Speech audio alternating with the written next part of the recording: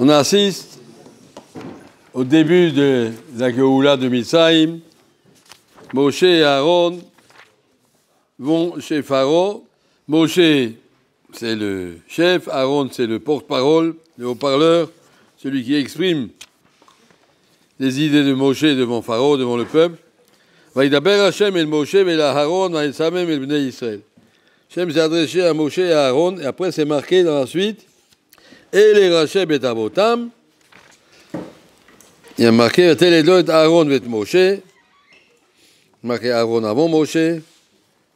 Après c'est marqué où Moshe et Aaron. Après c'est marqué où Aaron ou Moshe. Une fois c'est marqué Aaron avant Moshe, une fois Moshe avant. Rashi dit Yesh mekomot chez Makdim Aaron ou Moshe. Il y a des psukim où on parle de Aaron ou Moshe. Yesh mekomot chez Makdim Moshe. Des psukim c'est marqué Moshe et Aaron. Pour dire qu'ils sont égaux. Une fois Moshe, une fois Aaron et Moshe, ils sont égaux. Et l'Iroua, ça ne veut rien dire qu'ils sont égaux, puisque nous savons, l'Okam Navi Od Israël que Moshe, il n'y aura plus personne, il n'y aura jamais eu quelqu'un qui a une telle clarté dans la nevoie comme Moshe Rabbeinu de Hashem Panim El Panim. Kadosh Baruch Hu l'a connu, Panim El Panim, lui a parlé, lui a donné toute la Torah, il a passé 40 jours au Har Sinaï. Tout ça, on ne voit pas sur Aaron. Donc, on va dire Shkoli même. Ils sont égaux. La réponse, ils sont égaux dans ce sens que chacun est indispensable. Aaron est Shalem, parfait dans ce qu'il devait faire. Moshe est parfait dans ce qu'il devait faire. Ils sont égaux parce que les deux ont atteint la même perfection. Mais Moshe, c'est pas Aaron, Aaron, c'est pas Moshe. Aaron a atteint la shleimut de ce qu'il devait être, un Kohen Gadol, un Dayan, un Ben Adam Lachavero. Moshe a atteint la shleimut dans la dveikut, dans la Torah, dans la connaissance. Ce sont deux plans différents. On dit Moshe ve Aaron bechoana, vous Shmuel bekoresh, Moshe Shakul Shmuel, que négaine Moshe ve Aaron. Même pas souk. Moshe ve Aaron ou Shmuel.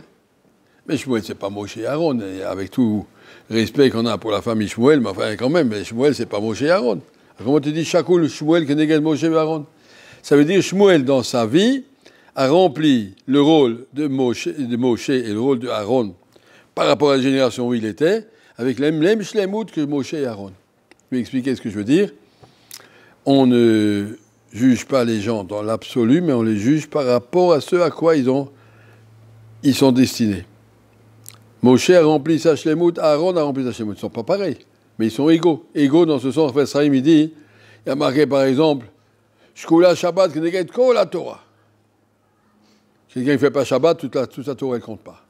Après, c'est marqué aussi d'autres choses. Tzitzit, Keneget Kol la Torah. Alors quoi, celui qui fait tzitzit, c'est comme toute la Torah, je fais que tzitzit, alors c'est bon. Je fais que Shabbat, alors c'est bon, le reste je peux faire... pas comme ça. Il dit, Saïm, ça veut dire dans un corps humain, par exemple. Tu enlèves la tête, il ne reste plus rien. Tu enlèves le cœur, il ne reste plus rien. Tu enlèves les poumons, il ne reste plus rien. Il y a beaucoup de parties dans le corps qui sont que si tu n'as pas ça, tu n'as plus rien. Et donc, Shkula, un monsieur qui dit, Rocho, j'ai ploni alay, je paye la valeur de la tête, ben, je paye toute la personne, parce qu'un monsieur sans tête, ça ne veut rien dire. La même chose un monsieur sans cœur, un monsieur sans poumon, il y a des parties qui sont vitales, ça ne veut pas dire qui est plus important, la tête ou le cœur. Je ne sais pas, chacun a fait son rôle.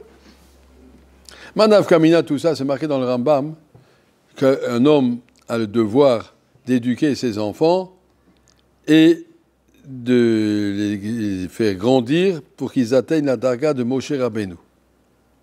Je me suis jamais imaginé que mon fils il va être comme Moshe Rabbeinu. Donc pourquoi le Rambam nous dit j'ai un devoir d'éduquer, qu'est-ce qu'on nous demande de mes enfants quand je les mets au monde, de les grandir pour qu'ils deviennent Moshe Rabbeinu. Il ne deviendra jamais Moshe Rabbeinu, avec tout le respect, mais il ne deviendra jamais Moshe Rabbeinu. Il ne peut pas. L'Okam Naviot pour Israël que Moshe, ça ne peut pas. Mais on te demande, Moshe Rabbeinu c'est un gros diamant. Il était arrivé à une perfection de ce gros diamant. Nous on est des petits. Que tu arrives à la même perfection dans ce petit diamant autant que Moshe dans un grand. Chacun doit atteindre sa shlemut. On ne te demande pas de devenir Rabbi Kiva Eiger, Mais on te demande, au niveau où tu es, d'atteindre la même clarté, la même pureté, la même honnêteté que Rabbi Akiva dans son niveau. C'est tout un... apprendre à relativiser. Il y a un paro qui est venu me voir de ceux qui étaient là Shabbat. Il m'a dit, je lis l'histoire du Chazon Ish, ou de tous les Gdolim, de tous les Tzadikim. Je ne vois pas que j'y arriverai, mais il faut que j'y arrive. S'ils sont arrivés, je peux y arriver aussi. Je dis, non, eux, ils sont arrivés, toi, tu n'y arriveras jamais. Ne rêve pas. Alors, pourquoi il dit ça? Tu peux atteindre la même tzidkout, la même gadlout, la même kedusha à ton niveau. Par rapport au kelim qu'Hachem t'a donné, tu peux les atteindre à la perfection. On ne t'a pas demandé de rouler avec une petite voiture aussi vite qu'un monsieur qui roule avec une Ferrari. Ça n'existe pas. Mais tu peux être shalem dans ce que tu es. Apprendre à accepter ce qu'Hachem nous a mis. Mais Hachem m'a mis dans ce niveau-là, voilà ce qu'il veut de moi. Ne pas se comparer, je dis, bon, de toute façon, je ne serai jamais Moshe Rabbeinu, je ne serai jamais le Chazon Ish, je ne serai jamais le Ksod, ce n'est pas la peine de rêver, donc je suis de toute façon un petit bonhomme. Tu peux être un très grand petit bonhomme, voilà ce que je veux dire. Tu peux être shalem là où tu es. Peut-être Hachem, qu'Hachem nous aide à être, comme on dit, utiliser toutes nos kochot pour pouvoir se réaliser.